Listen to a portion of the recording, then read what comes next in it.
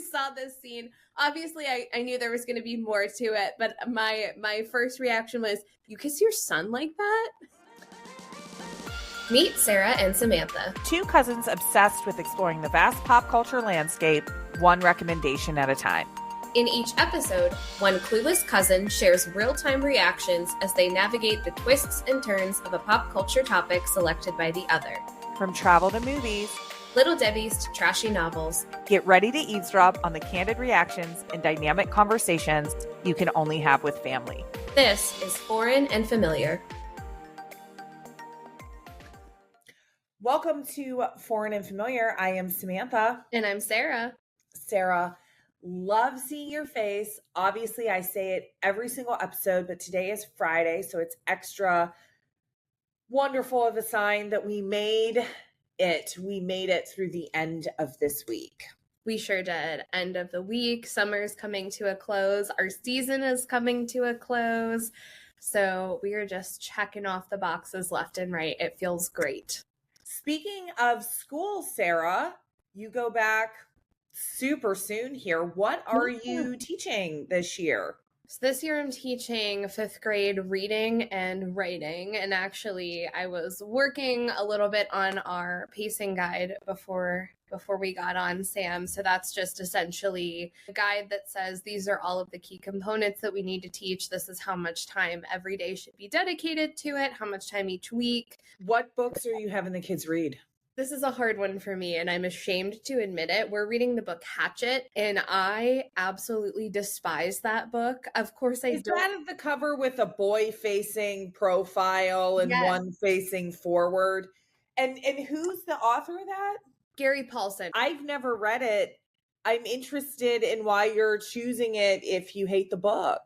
So it's not my choice. This has been the 5th grade book forever. It's one that is frequently used, not just in our school, but frequently used. It is an age-appropriate novel.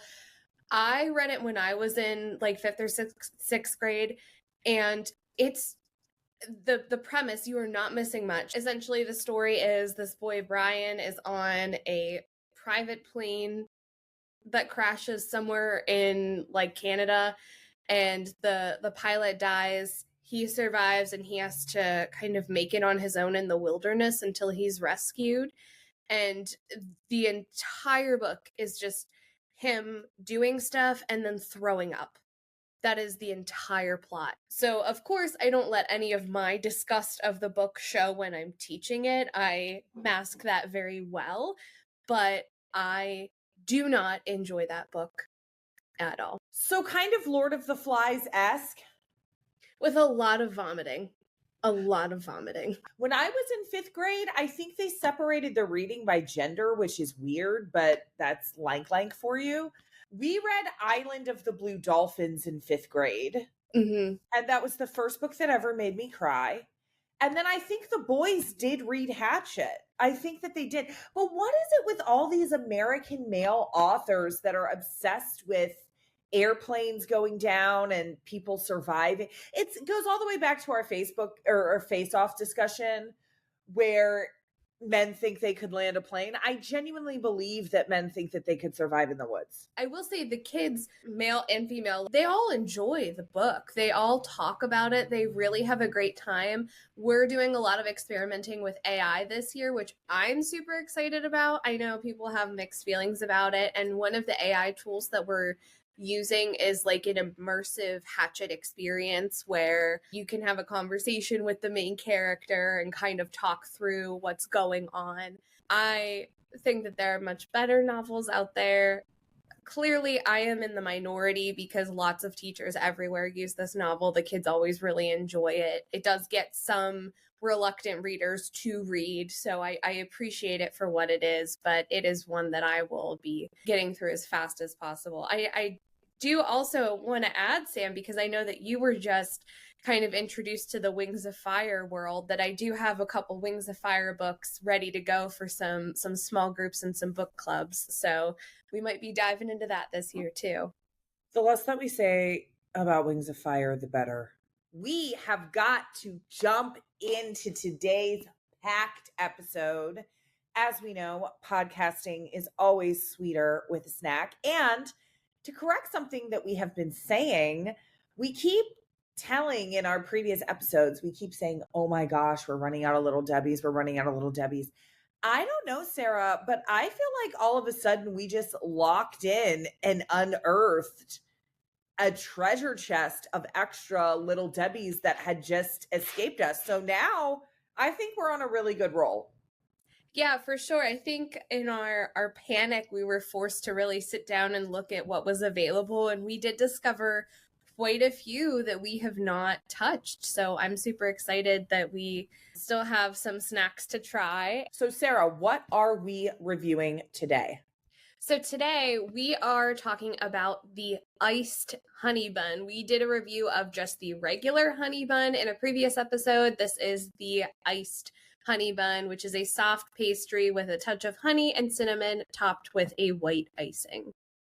As far as I know, Sam, these only come in the large format varieties, which is what you sent. I don't know that I've ever seen them in a box like the regular honey buns. No. And I wouldn't even say topped with icing. I would say slathered. Slathered. It is completely covered with icing on the top, but not like the cakes where they're like completely surrounded with an icing. It's just the top layer. Cousin husband loves an iced honey bun.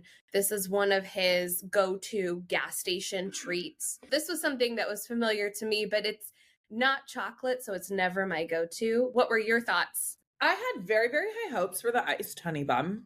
I was so disappointed by this one. I just felt like the honey buns were a little bit of a downer for me personally when we had them the first time, but I think we went through the whole rigmarole of I thought it was a cinnamon bun and it wasn't a cinnamon bun, it was a honey bun and all of that. So I went into this knowing that this would be a honey bun, but when you see the amount of icing on the honey bun, I thought, oh my gosh, this is it. This is going to be it. You know, it's not a little glaze. It's smashed all the way through the top. And I would say similar to the cookies and cream brownie, I don't know how you can have an icing on something or a topping on something and have it be completely flavorless. I felt like I was just eating the regular honey bun. Now, it goes down easy. I had to stop myself about halfway through and I actually tossed it because with all that icing, it's a ridiculous 400 calories or something like that. It's really big. And I literally was like, this is not worth it. But this one was a miss for me and I was very disappointed. It was dressed up to look like it was going to be a sleeper hit treat that I love. And that just wasn't the case. I completely agree with your sentiment about the icing. It truly is flavorless and I don't understand how that happens.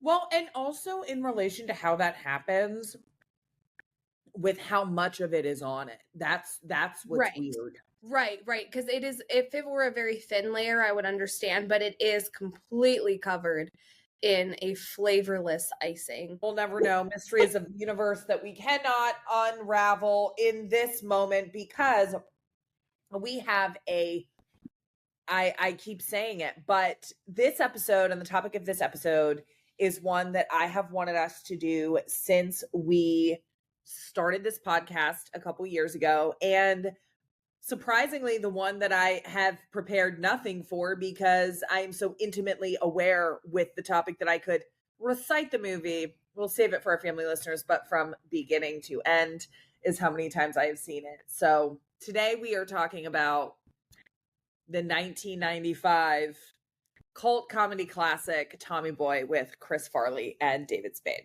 Yes, so this was new for me, something that Sam has seen so many times. So Sam, teeing it up, why did you recommend Tommy Boy?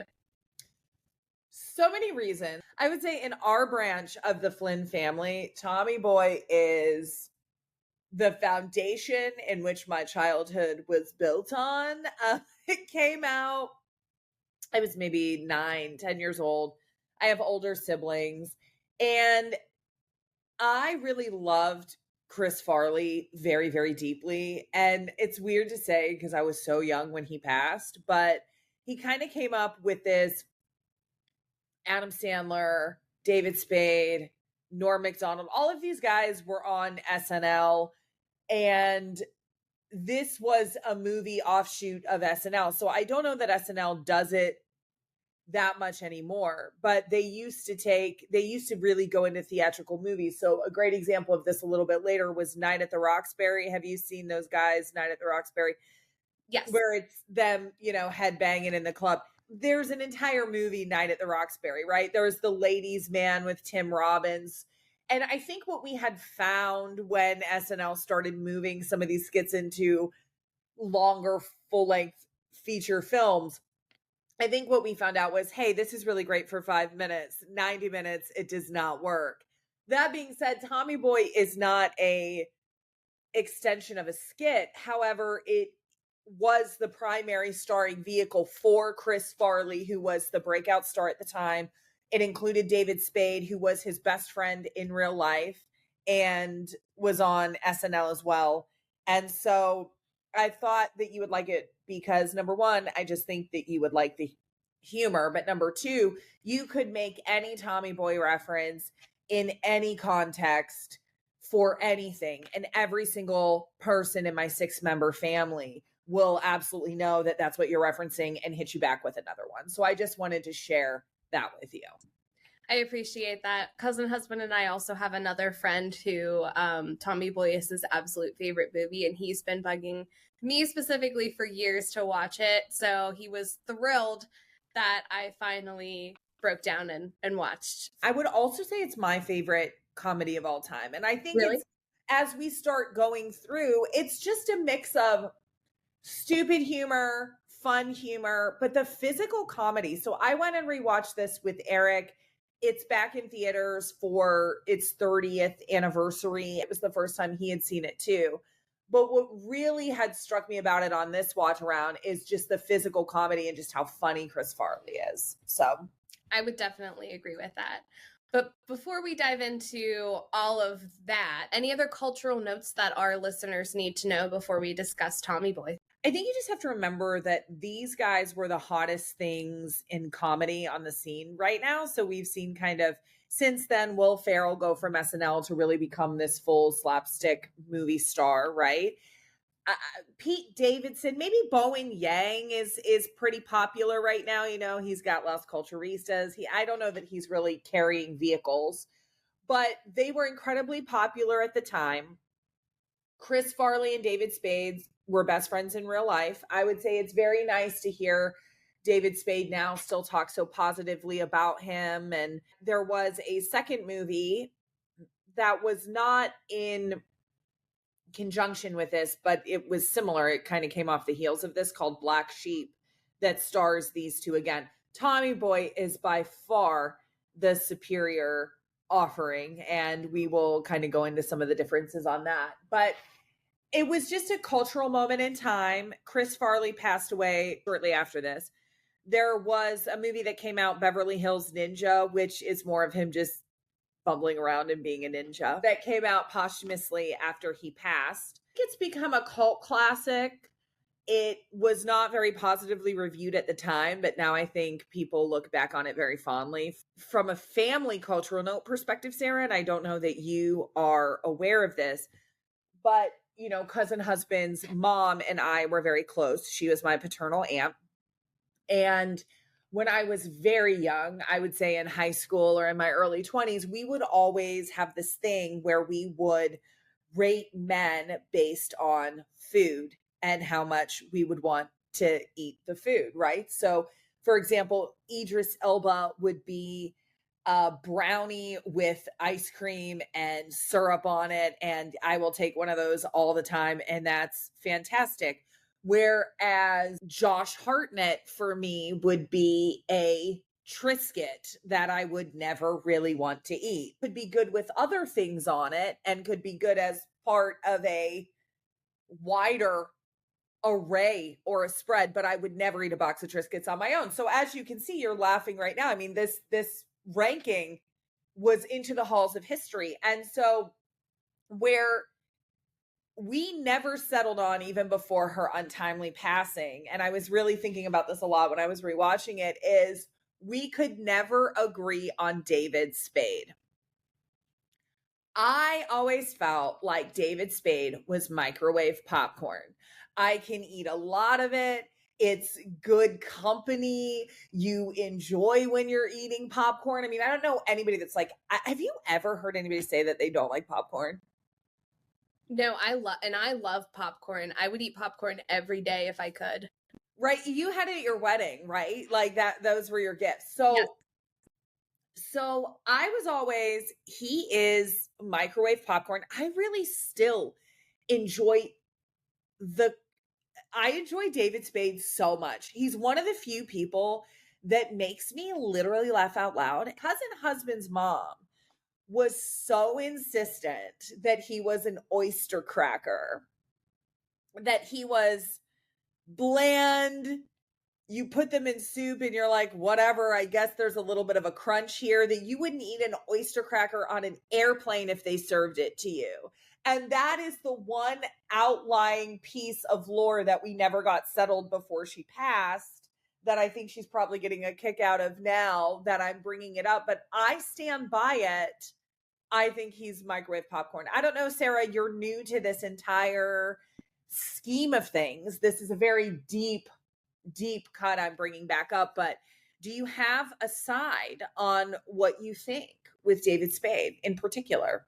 Yeah, I mean, I didn't have any notes prepared on this topic, but I would say that I've always been a fan of David Spade. Have you seen The Emperor's New Groove? No, I have not. Okay, so that might be one we have to do for the pod, because he is the main character in that movie and is absolutely hilarious. That's one of my like all-time favorite animated Disney movies. I feel like maybe I would say he's somewhere in the middle. I feel like popcorn is high praise, and I don't know that I can gift him that, but I do think he's more than an oyster cracker. Maybe like a chicken and biscuit cracker, because I feel like, listen, Sorry, it's I would never eat a chicken and biscuit cracker ever. really? See, I never have. I'm surprised you do. You've never had one? Your eating habits surprise me a little bit sometimes, Sara. I gotta be honest with you. No, I've never had a chicken biscuit cracker. Oh, you are missing out. They're delicious. So they're so good. I don't buy them ever. Cousin husband bought a box the other day, completely randomly, and I was so happy. And I feel like that's my experience with David Spade. I kind of like forget he exists, but then anytime I see something he does, it's hilarious and I enjoy it. So I don't know, kind of without any sort of thought ahead of time, I would say that that's where we are. But we need to fix that next time we have Cousin Con. We're getting some chicken and biscuit crackers. I would be open to eating one, but I would say, what a historical lore that we still haven't been able to nail down David Spade and what he is on the food scale. And we were able to come to agreements on pretty much everybody else. Interesting. Well, we'll marinate on that. I will eat a chicken and biscuit, but I will never buy one myself. So, or I don't want a box of them. So yes, that sounds like we're setting up Cousin Con well for the next year. With that, Sara, we can kick it to break. And when we come back, we will talk all things Tommy Boy. Sounds good.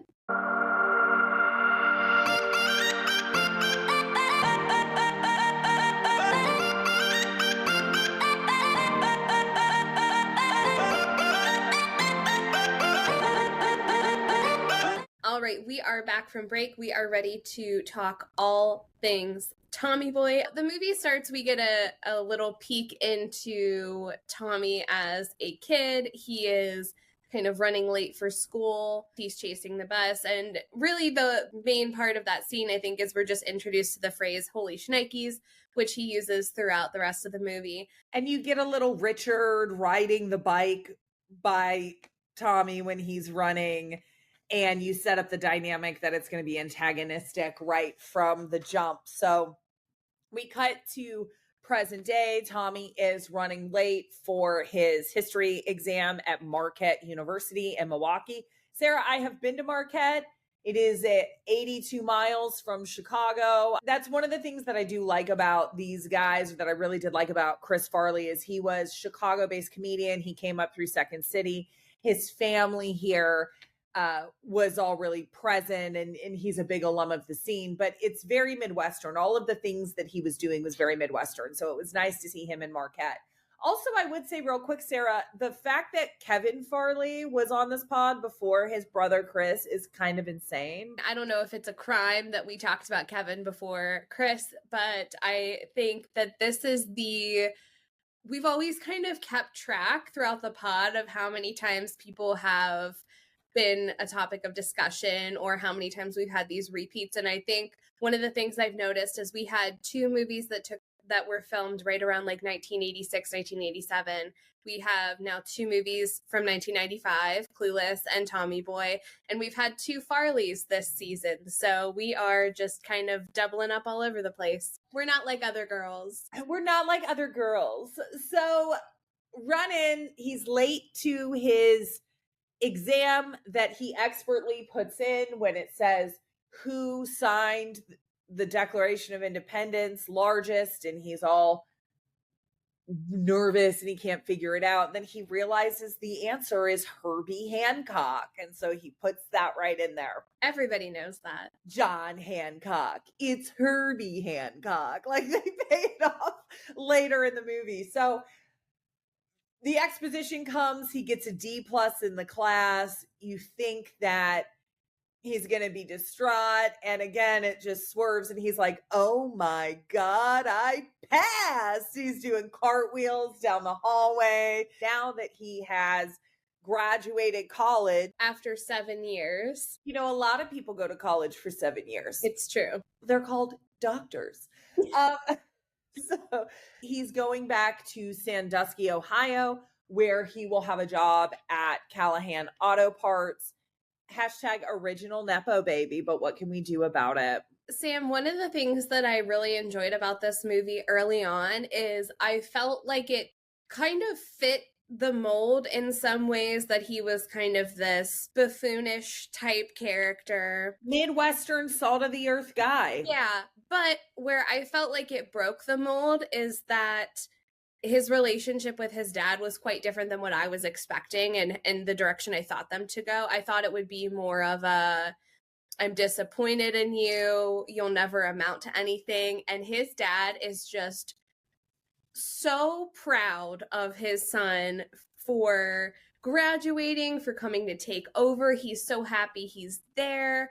And I thought that was really cool from like a writing perspective, way to make the movie different, but also then just the way that it was portrayed made for some great comedy. He's just like so proud of his son. It was awesome. I would agree. Brian Dennehy plays his dad, and they have such a good relationship, and it really does play at your heartstrings a little bit. I mean, I got a little emotional watching it this time. I don't think I've ever really gotten emotional. Maybe it's just, yeah, I don't know. You age, it's 30 years later. You see reflections of your situation with your parents or things like that in a moment. But yeah, he's had this job waiting for him. And it seems like his dad has said, you know, you just have to graduate college and then you can come back. And, you know, they built an empire. Callahan Auto Parts is the stalwart employer of Sandusky, Ohio. And the whole town is employed there. And so as Chris Farley comes back, he gets a tour of the plant, and, you know, David Spade is there because, of course, he works at Callahan Auto Parts and the accountant side of it, and they're nebbing at each other, right? So a couple of things. I mean, I literally could go line for line here, but small things like when Tommy and Richard are driving into the plant and the M&Ms fall into the radiator, and Tommy says, I think you'll be okay there. They have a thin candy shell. And Richard says, I think your brain has a thick candy shell. And Chris Farley goes, yours is the one that's shell on it. Again, when I say you could say any line in this movie to anyone in my family, literally if someone says something and we don't have a response, one of us, including my mom, you know, would be like, you're with the shell on it, you know. So you just have like, it's very fast. It's all of these throwaway lines that are just really, really funny. We meet all of the various characters that have known Tommy since he was a little kid. And Tommy gets an office in Callahan Auto Parts. There's a little bit of jealousy from Richard right away. He's back home. He's getting his feet under him. Hijinks ensue. But he's going to go over to his dad's place because his dad has a surprise for him. Yeah, so his dad, longtime widower, has met somebody new named Beverly Barish Burns, who he met at a fat farm, I believe, or a That's fat what it camp, sounds like. something along those lines. And they are going to get married. And in addition to that, Tommy is getting a new stepbrother played by a very young Rob Lowe. Yes, and not to gloss over, Beverly is played by Bo Derek, who was the one in the red swimsuit, the center of culture back in the 60s or 70s. She still looks amazing right now. You know who she's with long term? I don't. John Corbett, who's Aiden from Sex and the City. Oh, wow. She's been with him long term. But anyway, Bo Derek's like a 10 when she's coming out of the pool. That's all a thing. And yes, Rob Lowe pops up. He must have been 30 if he was 30. He was a baby. They're gonna get married and he's gonna have a brother. And I don't know, Chris Farley just plays such an earnestness to Tommy. He is a buffoon, but he's a good-hearted buffoon. Right. And I don't think that he really lets anybody's criticism get to him, or maybe he just doesn't really realize that they're criticizing him.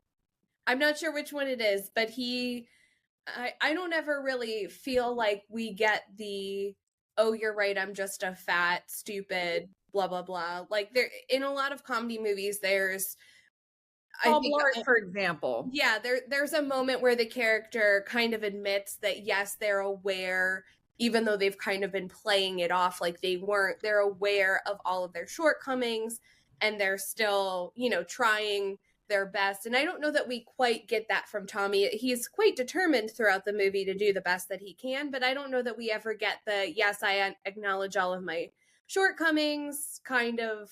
And I don't think you need to. Like, I think he knows that he's overweight. I think some of the characters, I mean, that's kind of a go-to for Richard, but they don't, it's hard to say it's not mean-spirited, but they don't sit on it too long, I would say. No, and I think a lot of the jabs are very, very quick, especially from Richard. They're kind of just offhand comments, ones that maybe are meant just for him and the audience to hear and not anybody else. They definitely don't linger there very long. While he's on the tour, he runs into an old friend from high school named Michelle, who works in shipping, and she does things so differently because she doesn't put the product orders in a filing cabinet. She has like a bank teller machine. Remember when you used to put money in the bank tubes and they'd go up? And so she does that instead. And I thought that was just really funny because that's a sign of the times where now everything's digital. And she was this, super advanced because she had a bank teller machine and she filed it off somewhere else. And her reasoning was just, I don't want to use filing cabinets because I don't have to open the drawer. And it's like, yes, queen. Yes. Totally get it. Less work all around. I love it. We flash forward a little bit. Rob Lowe and Chris Farley are hanging out. Of course, Chris Farley is much more interested in the brother dynamic. And so we flash forward to Tommy's dad's wedding to Beverly. And we have some sentimental moments. Tommy serves as his best man. They get married. The entire town is there. They're like kind of doing deals during the dinner too. There's a lot of work discussion. That whole scene's very fun because it's through the video camera of one of the Richard's filming everything. Yes. We cut into the celebration and they decide that they're going, I don't even know the name of that song, but it's some old Motown song.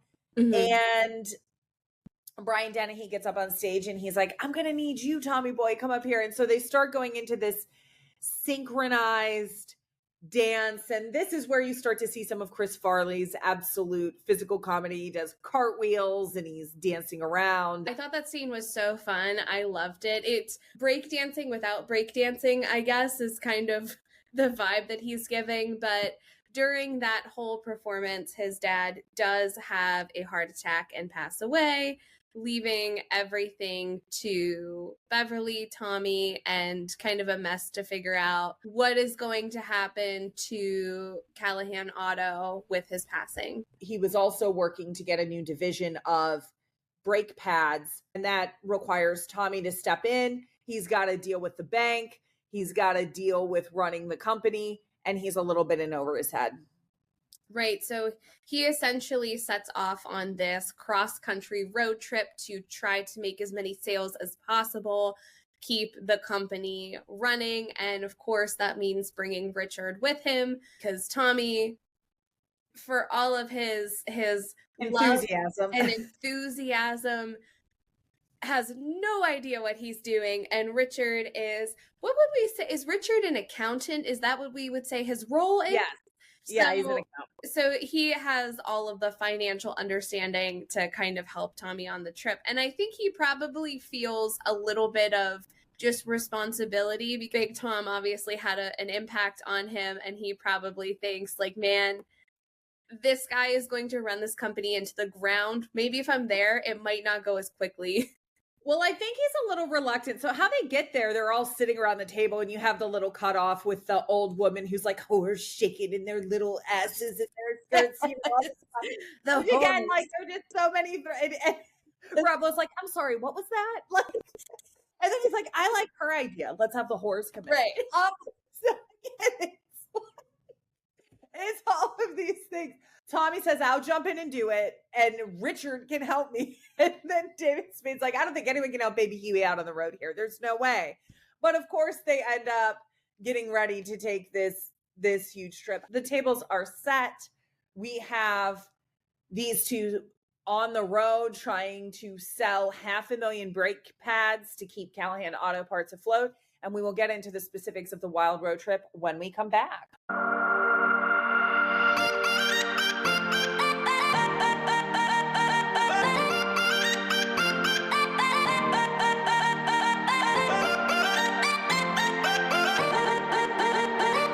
All right, we are back, and we are following Tommy Callahan and Richard Hayden on their epic sales trip of the Midwest to sell 500,000 brake pads to save Callahan Auto. So essentially, we start in a variety of different places.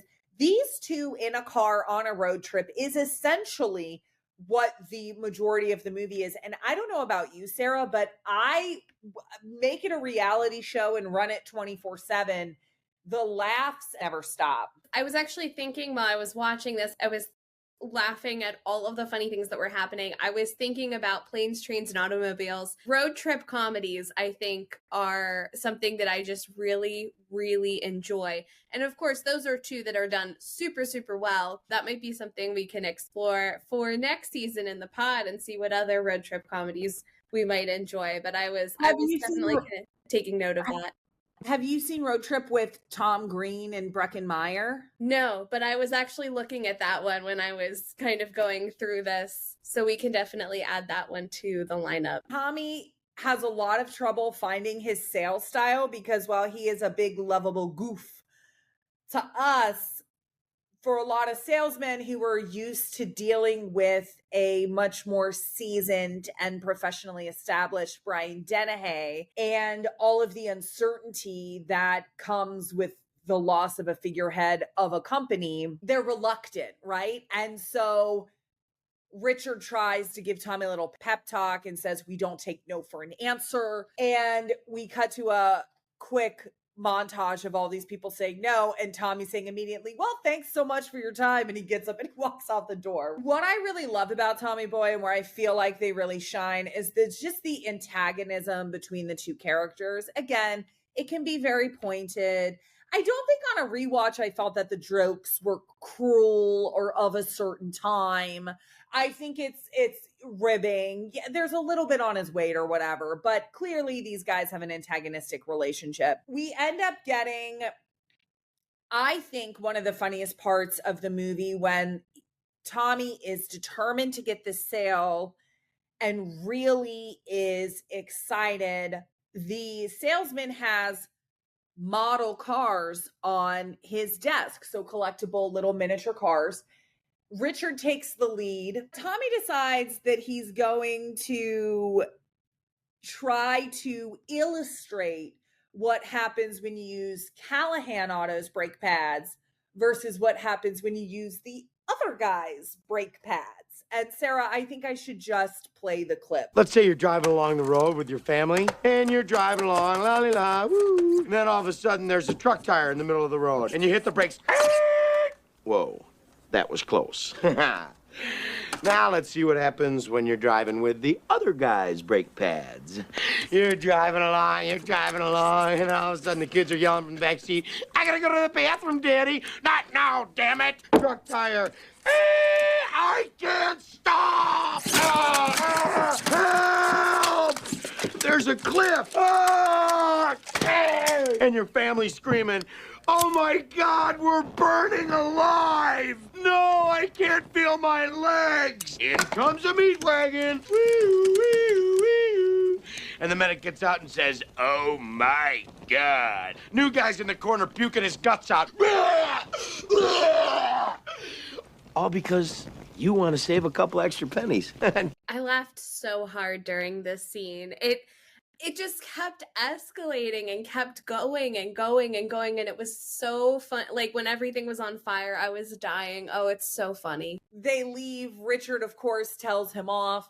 And as they're going on to their next, and I quote, big, huge, embarrassing failure, we have the first incident that happens to the car. So at the very beginning of the movie, Richard's talking about how his car is in mint condition. You hang on to a car this cherry, kind of like your suitcase. Tommy's trying to get gas. There's not enough room for him to fill up the tank. He forgets the door's open. He backs up. The door kind of snaps. He puts it back on and thinks that everything's okay. Richard comes out, notices that he has not filled up the gas at all, and then the door falls off and he kind of connects all of the pieces. What's funny about that, though, is Richard is in the gas station being a smart aleck to the gas station attendant, who ends up being correct that he needs to get a new map.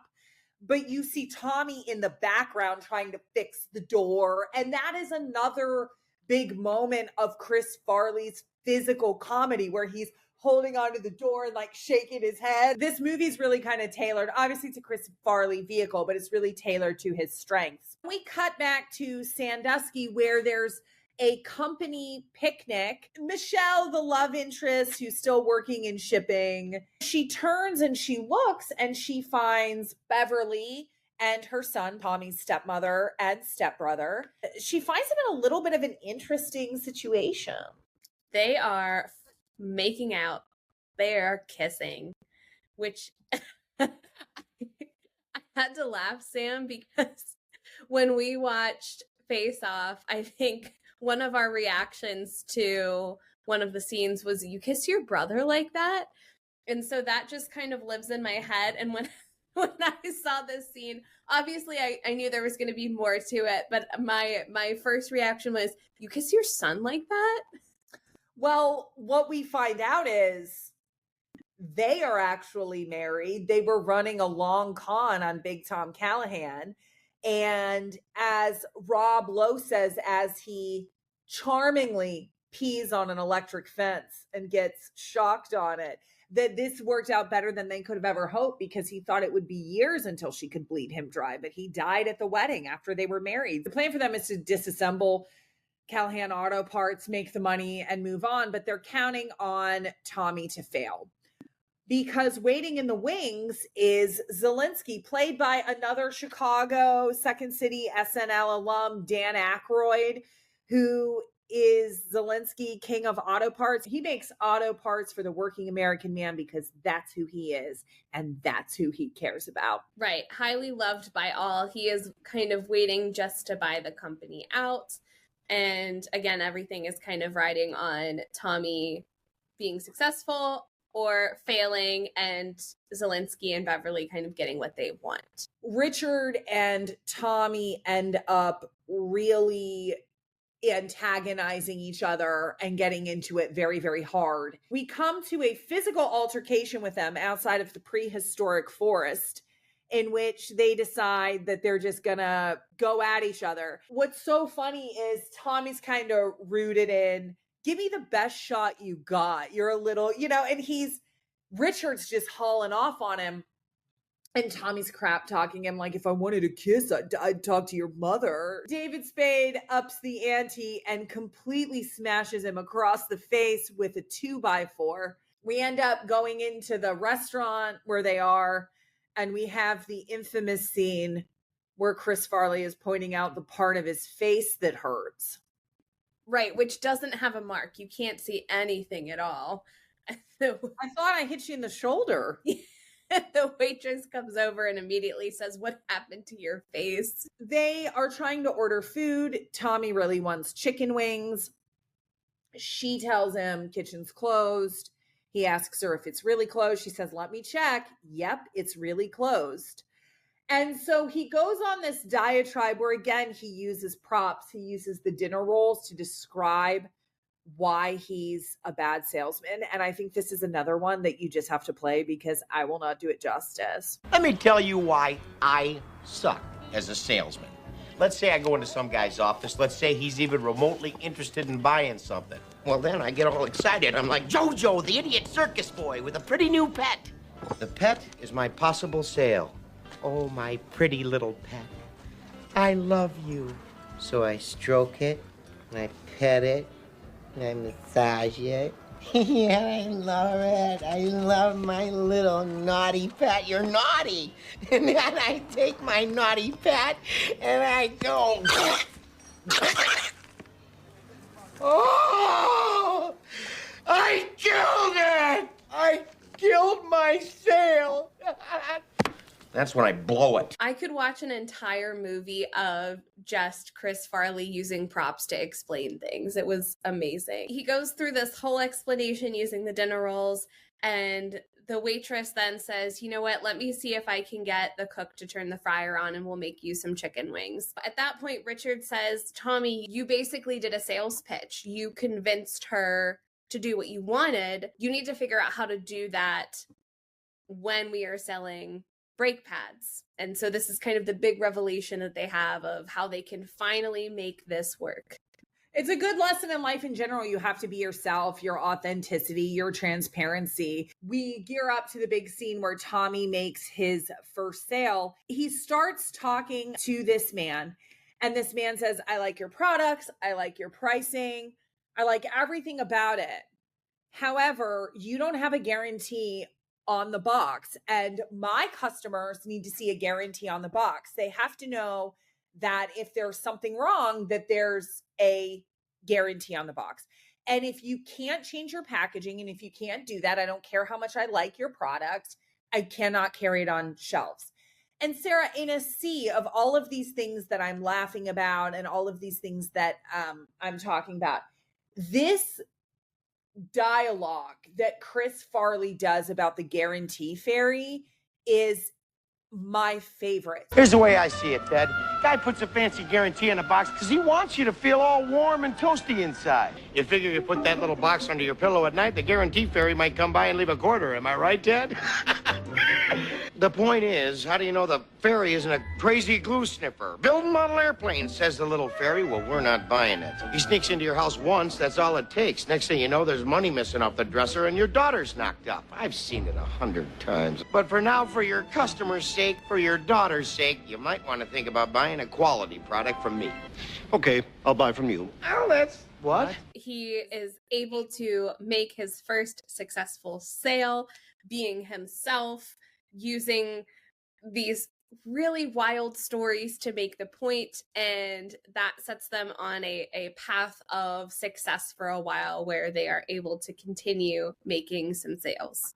We get some checkbacks in with Michelle at Callahan Auto Parts, who says, your dad never sold that much there. Like, he really starts finding his rhythm. Paul and Beverly are then worried because ultimately they don't want the success to happen. And so we have Rob Lowe break into the shipping office, and he changes some of the shipping logistics. A lot of the orders are messed up. People get upset. They view it as this never happened when Big Tom was in. This is just a sign of what the management is. And so they fall woefully short of the goal, even though he has found the success. Michelle notices that something is off and is kind of responsible for it because she's the one working and shipping. Right. So she swears up and down that everything was correct. She checked it multiple times, doesn't understand how this happened. So she kind of starts to investigate, dig a little bit deeper to try to see if she can figure out what exactly went wrong. He loses his shares to the bank. Mm-hmm. Paul and Beverly decide that, of course, they're going to sell to Zelensky.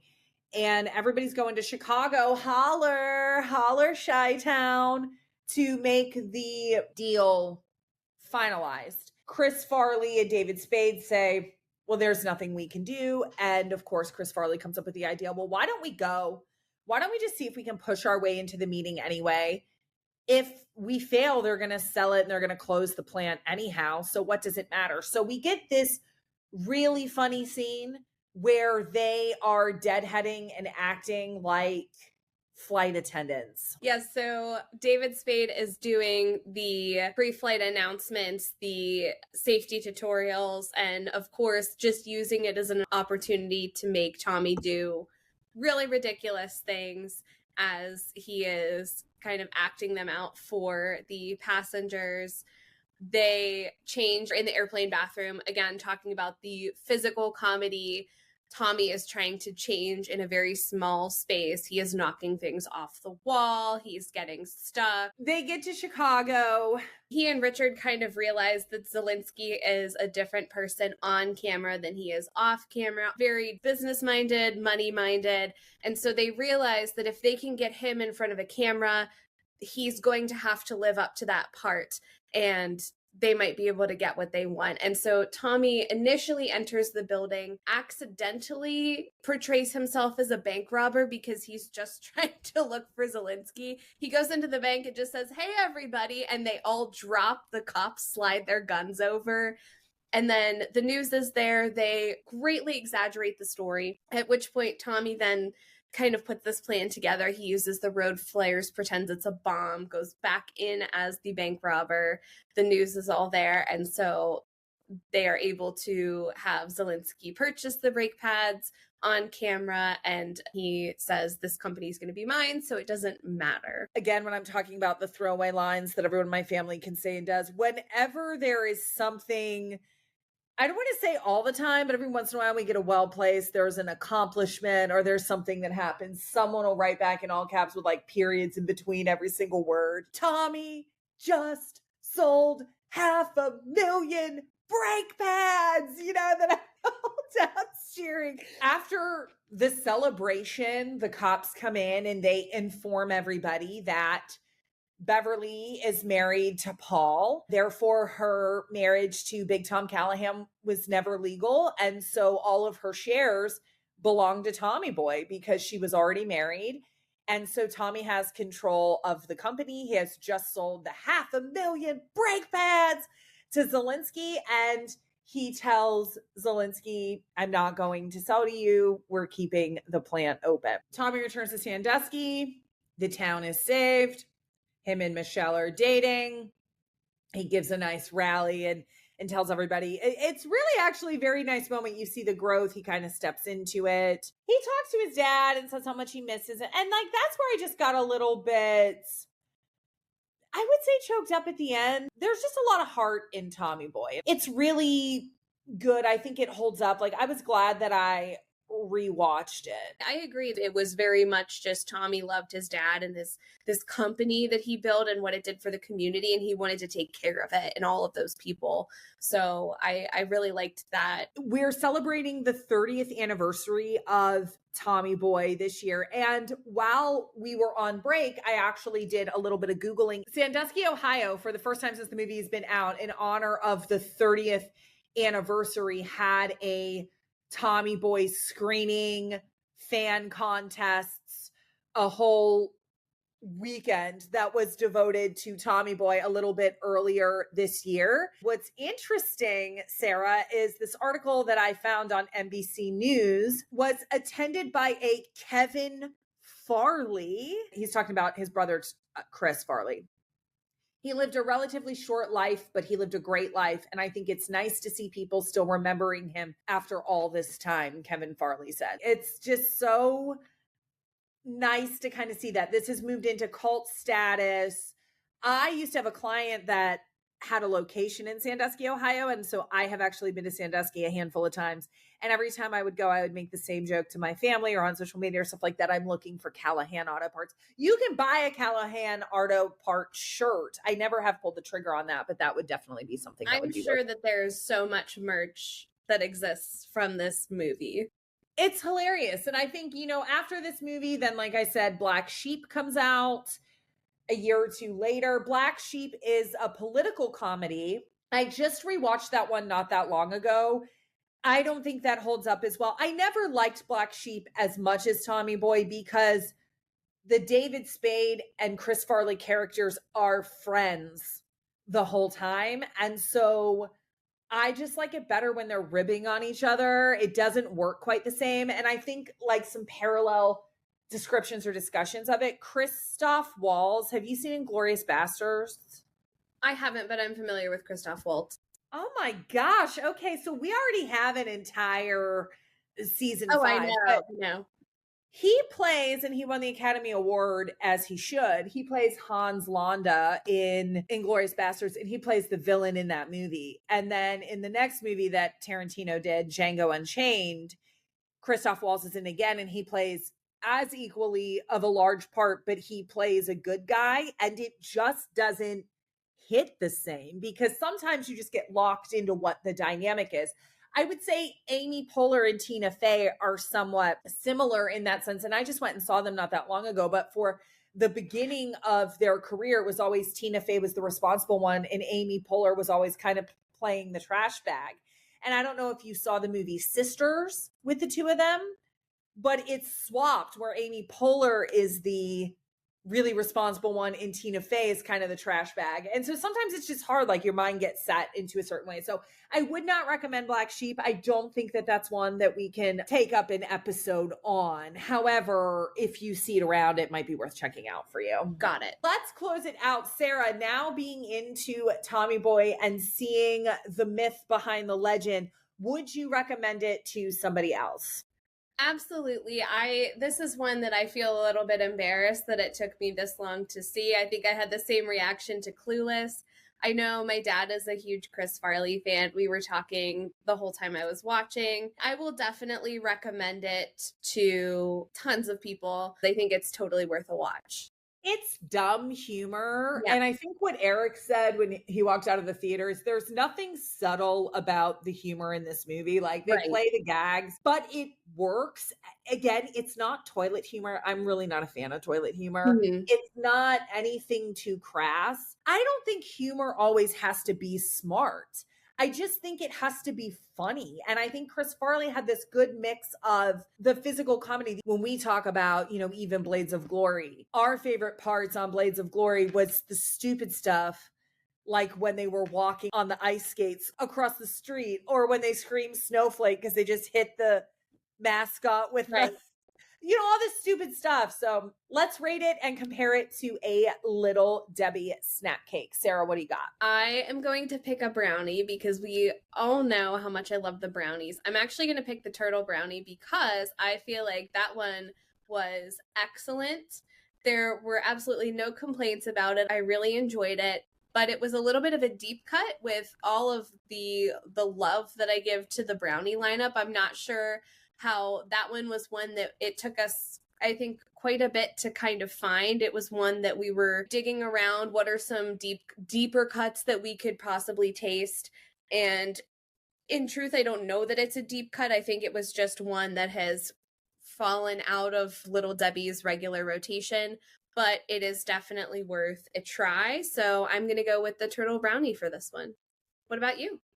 I went with the double-decker fudge round because I will take it at any point in time. I think it is delicious. It is worth all of the calories. It's worth all the time. Like I said, maybe, Sarah, what we can do is a live, I don't even need the script. We can just read it, a table read back and forth. People are doing that these days. It's a lot of nostalgia. It reminds me of my childhood. I think it's really likable. Like, I don't know anybody that's ever watched it and said, that's the dumbest movie. I don't get the hype with Tommy Boy. Like, it's just really funny. And I think when it came out, it had mixed reviews. Now it's kind of gotten a little bit better, but the audience score was always an A or an A- on Tommy Boy when it came out. And it was one of those things where if that's what he's known for and the only thing that he's known for, it's a really good item. Will you continue to watch this, or how will this kind of factor into your rotation? And did you watch it with Cousin Husband? I did watch it with Cousin Husband. He had seen it before, but not for a long time. So we both really enjoyed watching it. I think I am familiar enough with Chris Farley. I know we've talked a lot about his work on SNL. I've seen the vast majority of that. So I think that I've been a fan. This was just some random glitch in the system where I ended up not watching this movie, but I will continue to watch it for sure. I don't know that it will enter a regular rotation, but I think it will definitely be one where if I'm in need of a good chuckle, this will be one that I will go to for that. Awesome. Well, I'm so glad that I was able to share this with you. That is it for this episode of Foreign and Familiar.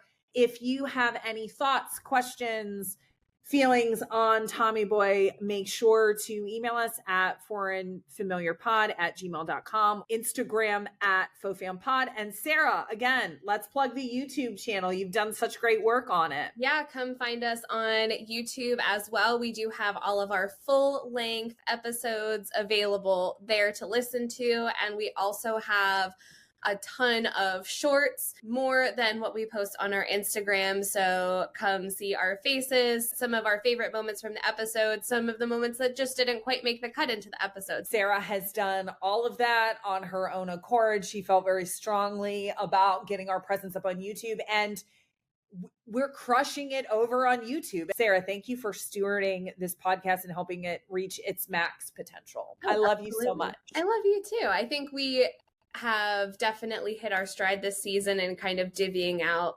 responsibilities and making sure that it's as even as possible and everyone is kind of playing to their strengths. We're killing it. We'll talk to you guys next time. Bye. Bye. Thanks for eavesdropping on us. If you can't get enough of the Cousin Chronicles, head over to Instagram and follow @FoFamPod for more in-depth info and behind-the-scenes details. Or email us at foreignfamiliarpod@gmail.com. Foreign and Familiar is a Flynn and Flynn production. The theme is colorful by Allerlie von Nicolai.